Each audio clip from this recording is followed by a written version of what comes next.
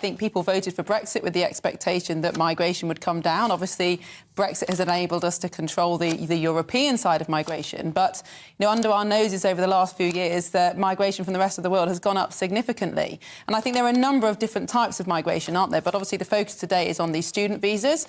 And I think everybody appreciates that universities want to be able to offer courses to some of the brightest in the world. But these numbers are just far too high, and we need to bring them down. It's clearly a pull factor for people from other countries, not just to come over here to study, but to bring their families. And you can understand why they might want to do that. But when we're lacking family houses for our own families, it's clearly not appropriate. And I think we need to decide, what are our universities for? Are they for essentially our own economy, our own nation, our own people, or are they an export? The incentives for universities to attract foreign students, they're paying more money. But, the taxpayer is losing out. The university gets more money. The taxpayer provides the school places, the accommodation, the doctors, the doctor's time. And I don't think we should accept that actually mass migration is the future. I don't think that's the case at all. I don't think it's a proven strategy.